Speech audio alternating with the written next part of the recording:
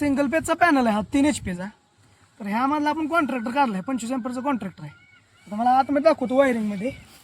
तर विषय काय आहे, इथला कॉन्ट्रॅक्टर आपण काढला. आता का काढलाय तर विषय काय झालाय, कॉन्ट्रॅक्टरचा जास्त आवाज करत होता. पण आता हे आवाज काय येत होता आणि तो कसा रिपेअर करायचा आहे मी तुम्हाला दाखवतो. यामध्ये सिंगल पेजचा पॅनल आहे हो.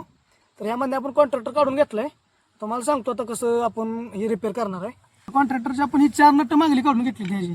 एकतर ह्यातनं खोलून घेतला अगोदर सगळं वायरिंगचा फोटो काढून ठेवा कुठल्या वायरा कुठे होत्या आणि त्याच पद्धतीने परत जोडायच्या. आता हा मागला आपण काढून घेतला आणि ह्याच्या मागे ही 4 नट होती बारकी, ती सुद्धा आपण काढली ती. आणि आता हे ओपन केल्यानंतर तुम्हाला दाखवतो.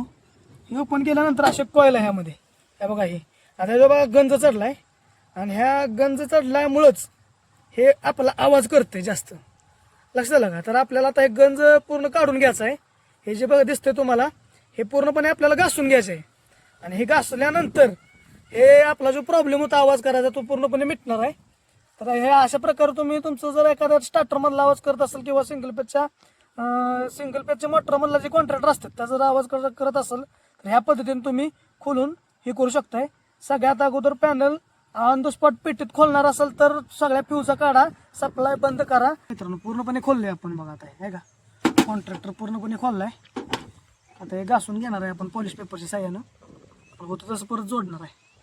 ठीक आहे, आपला पूर्णपणे हा प्रॉब्लेम आवाज करत होता तो थांबणार आहे. आता बघा हे मित्रांनो आपण साफ करतोय. पॉलिश पेपर आहे म्हणून आपण हे साफ करतोय. बघा पेस्ट आपण साफ करून घेतलेला आहे. हे साफ केलं की पूर्णपणे आपला आवाज बंद होतोय.